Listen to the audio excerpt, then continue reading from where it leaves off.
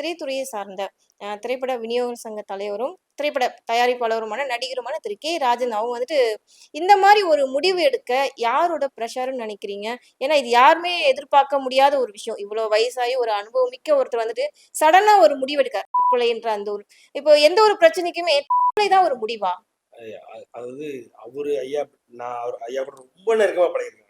2, 3 debate நானும் அவரும் ஒண்ணா உட்காந்துருக்கோம். அதே நேரத்துல ஒரு சேனல்ல நாங்க 2 பேருமே உட்காந்து ஒரு ஒரு இன்க்ளூசிவான ஒரு இன்டர்வியூ கொடுத்துருக்குறோம். ரொம்ப நல்ல மனிதர். ரொம்ப ரொம்ப நல்ல மனிதர். நாணயமான மனிதர். மனசுல இருக்கிறத வெளிப்படையா ஓப்பன் அவர்கிட்ட நான் கத்துக்கிட்ட ஒரு சில விஷயங்கள் நான் பண்றதும் கிட்டத்தட்ட அவருடைய சாயல் தான் நான் நம்புறேன். நான் நிறைய அவருடைய வீடியோ பார்த்து இன்ஸ்பயர் ஆயிருக்கேன். தப்போ ரைட்டோ நமக்கு என்ன பிடிக்குதோ நமக்கு என்ன வருதோ அதை நம்ம செய்ய முடியும். அந்த மாதிரி அவர் தோன்றது செய்வாரு, வெடிச்சு பேசுவாரு, உண்மையை பேசுவாரு, என்ன அவருக்கு தெரியுமோ அதை பேசிடுவாரு. அந்த மாதிரியான ஒரு மனிதர். அதே நேரத்துல பார்த்த உடனே அவர் சாப்பிட்டீங்களான்னு தான் கேட்பாரு. ரொம்ப அந்த அளவுக்குலாம் சாப்பிட வாங்கன்னு போயிடுவார். நான் 2-3 தடவை சாப்பிட்டேன் அப்படின்னு இருக்கேன். நான் சாப்பிட போனதில்ல. ஆனா என் முன்னாடி நான் பார்த்தவங்க சாப்பிட கூப்பிட்டு போயிருக்கிறாரு. அவங்க சாப்பிட்டு வந்து என்கிட்ட சொல்லியிருக்கிறாங்க. அதெல்லாம் தெரியும். ரொம்ப க்ளோஸ், நல்ல மனிதர். அவருக்கு எனக்கு தெரிஞ்சு 2 விஷயம். ஒண்ணு வந்து அவருடைய குடும்பத்துல தான் பிரச்சனை. அவருடைய குடும்பத்துல தான் பிரச்சனை. பாருங்க அந்த வீடியோ எல்லாம் வரும்பொழுது அவருடைய மகன் தான் உட்காந்து அழுகுறான். அப்பா பாருங்க, அப்பா சட்சுக்கா அப்படி சொல்லிட்டு வராங்க. அது ஒண்ணும் பண்ண முடியாது. அப்பா அதனால இப்ப நீங்க குடும்பத்துல உங்க மேல ஒரு எதிர்பார்ப்பு இருக்கு அப்படிங்கும் பொழுது இவ்வளவு தூரம் நீங்க ஆனா சமீப காலமா வந்துட்டு அவர் குடும்பம் இங்க சென்னையில தான் இருக்காங்க. இருந்தாலும் அவர் தனியா தான் இருந்தாரு. குடும்பத்தோட இல்ல. அவருக்கும் மகனுக்கான சில பிரச்சனைகள் அது உண்மையா? அதான் குடும்பம் தான் அவருக்கு பிரச்சனை. இவ்வளவு தூரம் நம்ம பண்ணி கொடுத்து செஞ்சு கொடுத்து நமக்கு வந்து சரியான கேர் இல்ல, நமக்கு சரியான வந்து ஒரு மரியாதை இல்ல. அவர் வந்து அதாவது அவருடைய வெற்றிகளை வந்து அவங்க கொண்டாடல. மாறாக அவர்கிட்ட இருந்து எதிர்பார்ப்பை மட்டுமே முதன்மையா வச்சு அவர்கிட்ட பழகிருக்காங்க. ஒட்டுமொத்த குடும்பமே. அதாவது நான் சொல்ற லார்ஜர் ஃபேமிலி. அவருடைய சொக்காரங்கன்னு சொல்லுவாங்க இல்லையா, அது அண்ணன் பசங்க, தம்பி பசங்க, அவங்க எல்லாரும் முதற்கொண்டுமே இவர் தான் பார்த்திருக்காரு. அவங்க இவருக்கு சரியான இவர்கிட்ட என்ன கறக்க முடியுமோ கறந்துட்டு இவரை வந்து யாரும் இவருடைய தேவைக்கும் இவருடைய கஷ்டத்துக்கும் வந்து நிக்கல. அதுல குறிப்பா என்னன்னா கடைசி ஒரு 15 நாள் ரொம்ப கஷ்டப்பட்டிருக்காரு. அப்போ அவருக்குள்ள ஒரு பயம் வந்திருக்கு. இதுக்கு கீழே நம்ம வேணா யூஸ்வலா வயசாக இவ்வளவு கீழே போன்றதுதான். குழந்தையா மாறும், குழந்தையா இருந்து குழந்தையா மாறும்ன்றதுன்னு அந்த கான்செப்ட். இதுக்கும் கீழே போயிட்டோம்னா நம்மளுடைய இறப்பு வந்து உங்களை மாதிரி ஒரு மேவரா சேனல்லையோ பிஎன் ரூட்ஸ்லயோ எங்கேயாவது இறந்து கிடக்கும்போது அதை கவர் பண்ற மாதிரி வரக்கூடாது. அவர் ஏன்னா கடைசி கொஞ்ச நாள் அவர் ரொம்ப ரெகரஸான யூடியூபரா இருந்திருக்காரு. பல யூடியூப் வீடியோஸ் பார்க்குறோம். அது ரொம்ப ஆகா ஓகன்னு ஆட்சி செய்து ஆண்ட மனுஷன் வந்து இப்படி போயிட்டா இருப்பாருங்க, இந்த மாதிரி போயிட்டா இருப்பாருங்க, வச்சுட்டா இருப்பாருங்க, ஆள் பார்க்கவே மாறிட்டாரு, அதுக்கப்புறம் ஒண்ணும் இல்லாம ஆக்கிட்டாங்க, அவரை வச்சுட்டாங்க அப்படின்ற மாதிரி ஒரு சாவு வரக்கூடாது. அதனால அதுக்கும் கீழே போயிடக்கூடாது. இதுக்கும் கீழே போயிட்டா நம்மளுடைய சாவு வந்து கொடுமையா ஆயிரும் அப்படின்றதால அந்த ஒரு பயத்துல போயிட்டு அவர் வந்து அதுக்கு இதுதான் முடிவா சார்? வேற வழி இல்ல. இத பத்தி அது தற்கொலைன்றது உட்கார்ந்து பேசிருக்கலாமே ஃபேமிலியோட. அதுதான் மேம். இப்போ எல்லா ஃபேமிலியும் நம்ம எதிர்பார்க்கற இப்ப உட்கார்ந்து அழுகுறாங்கல்ல, அப்பா அப்படி போயிட்டீங்க. அதுக்கு நீங்க உட்கார்ந்து பேசிருக்கலாம்ல அப்பாவோட. நம்ம நம்ம நம்ம எதிர்பார்க்கிற மாதிரி எல்லா ஃபேமிலியும் இருக்குங்க. நம்ம ஃபேமிலி ஒரு மாதிரி இருக்கும். பக்கத்து வீட்டு ஃபேமிலி இருக்கும். வீட்டுக்கு வீடு வாசப்படின்ற மாதிரி நீங்க ஒவ்வொரு வீட்டுல எப்படியா அந்த வயசானவங்களை பாத்துக்கிறாங்க அப்படின்றது நீங்க ஒரு பெரிய கேள்வியா இருக்கு. வயசானவங்களை அவங்க வயசாகிற வரைக்கும் அவங்கள்ட்ட இருந்து நம்மளால மேக்சிமம் என்ன எடுத்துக்க முடியும், அவங்களால நமக்கு என்ன லாபம்னு பாக்குறாங்க. அவங்க வயசானதுக்கு அப்புறம் அவங்க நமக்கு வந்து ஒரு பேர்டனா மாறிடுறாங்க. ஸோ அந்த பேர்டன் எப்போ போகும், இந்த தலைவலி இல்லாம நம்ம எப்போ வந்து ஃப்ரீ ஆகும்ன்ற அந்த மைண்ட் செட்குள்ள எல்லாரும் போயிடுறாங்க. இவரோட வீட்லயும் அதுதான் உண்மை. ஸோ அதுதான் ஒரு காரணம்.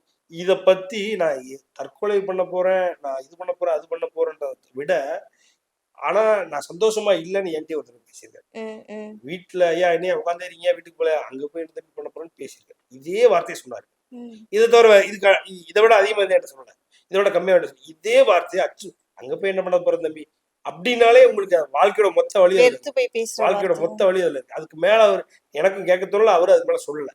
ஆனா இந்த ஒரு வார்த்தை ஒரு மனுஷன் வீட்டுக்கு போய் என்ன பண்ண போறேன் அப்படின்னாலே அது வீடா இல்லைல்ல. அது அப்பவே அதுதான் ஒரு முக்கிய காரணம், மிக முக்கியமான ஒரு காரணம். ரெண்டாவது வந்து அதாவது அவர் வந்து ஒரு பைப்போலாருக்குள்ள போன மாதிரி சொல்றாங்க. கம்ப்ளீட்டா பைப்போலாருக்குள்ள போயிட்டாரு. நேற்று நான் பேசினேன், என்னடா இப்படி ஆயிடுச்சு அப்படின்னு பேசினேன். பேசும்போது அவர் சொன்னது அது கம்ப்ளீட்டா அதனாலதான் மாதிரி ஆச்சுன்னு சொல்றாங்க. எதுவா இருந்தாலும் மிகப்பெரிய மனிதர், மிக நல்ல மனிதர், அன்பானவர். அதே நேரத்துல நீ வந்து நல்லவன் இல்லைன்னு தெரிஞ்சிருச்சுன்னா உன்னை விட மோசமானவனா மாறக்கூடிய தன்மை கொண்ட மனிதர். அந்த மனிதருக்கு இப்படி ஒரு முடிவு வந்திருக்க வேண்டாம். நீங்க சொன்ன மாதிரி தற்கொலைதான் தீர்வா? தற்கொலை என்னைக்குமே எதுக்கும் தீர்வு கிடையாது. கடவுள் நம்ம உயிரை எப்போ எடுக்கணும், எப்படி எடுக்கணும், நம்ம உயிர் வந்து கேவலப்பட்டு தான் போகணுன்றதை கேவலப்பட்டு தான் போகும். எல்லாம் தலையில விதி. அதை யாராலையும் மாற்ற முடியாது. சூப்பர் ஸ்டார் ஒரு இடத்துல சொல்லுவார், மீனா மீனா மேமுக்கு 50 இயர் ஒரு இயர் வந்து பிஎன் ஒர்க்ஸ் நடத்தும் பொழுது எல்லாத்தையும் ஆச்சா அமைச்சான்னு அவர் சொல்லியா கொடுக்கணும். ஒருத்தவங்களை எலிவேட் பண்ணுன்னா அவரால் எலிவேட்டே பண்ண முடியாது. அந்த அளவுக்கு எலிவேட் பண்ணிட்டு கடைசியில் அவருடைய கணவர் மேம் இன்டர்நேஷனல் லெவல் ஆஃபர் இருந்த ஒரே நடிகை யாருன்னா மீனா தான். கல்யாணம் பண்ணிக்கிறது மேரேஜ் ஆஃபர் இருந்த ஒரே நடிகை. அப்படிப்பட்ட அந்த நடிகை வந்து இல்ல தன்னுடைய கேஸ்ட்ல தன்னுடைய ரிலிஜன்ல இந்த மாதிரி தான் நான் கல்யாணம் பண்ணணும் அப்படின்னு சொல்லி இந்த ஃபேமிலியினுடைய ப்ரெஷர்னால ஃபேமிலி இவங்களே அக்செப்ட் பண்ணிக்கிட்டு ரொம்ப ஆர்வப்பட்டு சந்தோஷப்பட்டு ஒரு இண்டஸ்ட்ரியலிஸ்ட்டை கல்யாணம் பண்ணி பாருங்க இறந்து போயிட்டார். அதுதான் தலைவர் சொல்றாரு, எல்லாம் விதி, யாரா இருந்தாலும் என்ன இருந்தாலும் தலையில என்ன இருக்கோ அதுதான் நடக்கும் அப்படின்ற மாதிரி இவருக்கு இப்படி ஒரு முடிவு இருக்கணும்னு இருக்கு. ஆனா ஒரு சிலர் என்ன சொன்னாங்க, நீங்க சொன்னீங்க இப்ப ஃபேமிலி இஷ்யூ நீங்க. ஆனா ஒரு சிலர் அவர் நிறைய ஃபினான்ஸ் வந்து மத்தவங்களுக்கு கொடுத்து நான் ப்ரொடியூசர்ஸ்க்குலாம் வந்துட்டு ஃபினான்ஷியலா கொடுத்துட்டு அது ரிட்டர்ன் வரல, அதனுடைய ப்ரெஷர்னால தான் இந்த மாதிரி ரொம்ப மன உளைச்சலுக்கு ஆளாயிட்டாரு. அது என்னன்னா இன்னைக்கு நேத்து பண்ணல, அவரு கிட்டத்தட்ட சினிமால வந்து சம்பாதிக்க ஆரம்பிச்சிருந்து பண்ணிட்டு இருக்காரு. ஏன்னா அவங்க சன் கூட ஒரு ஸ்டேட்மெண்ட் அப்படிதான் கொடுத்தாங்க. அதான் நான் என்ன சொல்றேன்னா, அது வந்து அதுதான் உண்மையா, அதுதான் முழு காரணமான இல்ல. அது வந்து அவர் இன்னைக்கு நேத்து பண்ணல. அது இதுக்காக அவர் செத்துக்கணும்னு வைங்களேன், ஒரு 10 வருஷம் மேல அவர் செத்துக்கணும், ஒரு 20 வருஷம் மேல செத்துக்கணும். எனக்கு அவரை பத்தி தெரியும்ன்றதுனால சொல்றேன். ரொம்ப நெருங்கிலாம் நாங்க பழகல. இந்த நேரம் இப்படின்றது என்ன நமக்கு எவ்வளவு நேரம் ஒரு 4-5 சிட்டிங் அப்ப அப்படிங்கும்போது நமக்கு ஒரு ஐடியா கிடைக்கும். அதனால நான் சொல்றேன், இந்த ஒரு காரணம், அதாவது அவர் அவர் அவர் அவர் வந்து பணம் அவரு கொடுக்க மாட்டாரு. அவர் இப்ப நீங்க இருக்கிறீங்க, உங்களுக்கு பணம் வேணும் அப்படின்னா பினான்சியர் அப்படின்னா என்கிட்ட காமிச்சு கொடுத்துருவாரு. உங்க ஸ்டெல்லா பெரிய ஆங்கர், இவங்களுக்கு ஒரு ரெக்கமெண்டேஷன் பண்ணி கொடுங்க, நான் உங்களுக்கு கொடுப்பேன். நீங்க கொடுப்பீங்க கொடுக்க மாட்டீங்க, அதனால அவர் போய் சாவாரா அப்படின்னா அவர் இப்போ ஒரு 20 வருஷமா செத்துருப்பாரு. அது ஒரு காரணமே கிடையாது கேட்டீங்கன்னா. ஆனா அது ஒரு காரணமா நீங்க சொல்லிட்டு போறாங்க. வேற என்ன பண்ண முடியும்? அவரு இருந்தாலும் அவரு சொல்ல முடியும் நான் இருந்தேன்னு காரணத்தை. தற்கொலை பண்ணவங்க அவங்க எழுதி வச்சிருந்தா இல்ல ஏதாவது ஒன்று பண்ணியிருந்தா ஒரு நோட் போட்டிருந்தா அதை வச்சு நமக்கு தெரியும். இல்லைன்னா நமக்கு எப்படி தெரிய போகுது? ஏற்கனவே போலீஸ் இண்டஸ்ட்ரீஸ் நடந்துகிட்டு இருக்கு அப்படின்னு சொல்றாங்க. ஏதாவது துப்பு குப்புன்னு ஏதாவது கிடைக்கும், எனக்கு தெரியும் துப்புல கிடைக்க வாய்ப்பு இல்லை, இதனாலதான் நான் இறந்து போனேன் எழுதி வச்சு சாகிறாரெல்லாம் அவர் கிடையாது. அவரு விரக்தியில செத்துருக்காரு. அதுக்கு பணம் ஏன்னா இன்னைக்கு ஏன் நீங்க சொல்லிதானே நான் ஸ்டெல்லாக்கு பணம் கொடுத்தா அவர்கிட்ட போய் கேட்கக்கூடிய தைரியம் இருக்கிற ஒரு பினான்சியர் கிடையாது இதுல இண்டஸ்ட்ரியில, எனக்கு தெரியும். அதனால அவர்கிட்ட அதெல்லாம் போய் கேட்டு அதுக்காக அவர் பயந்து போய் எங்கேயும் போய் விழுகிறவர்லாம் கிடையாது. அது இல்லாம அவர் ஒருத்தர் காமிச்சு இந்த மாதிரி செல்ல அப்படின்னு காமிச்சு பணம் கொடுக்க சொல்றாருனாலே 99% அவங்க நல்லா தான் இருப்பாங்க. என்ன முன்ன பின்ன பணம் கொடுக்க லேட் ஆகும், டிலே ஆகும், அவ்வளவுதானே ஒழிய கொடுக்காம போற ஆளெல்லாம் இருக்க மாட்டாங்க. ஸோ அதனாலலாம் கிடையாது. இன்னைக்கு காரணங்கள் 1000, நான் ஒரு 2 காரணம் சொல்றேன், இன்னொருத்தர் 10 காரணம். இப்படி இன்னைக்கு இறந்து போனவர் உடனே காரணம் சொல்லதானே செய்வாங்க, அப்படி சொல்லுவாங்க.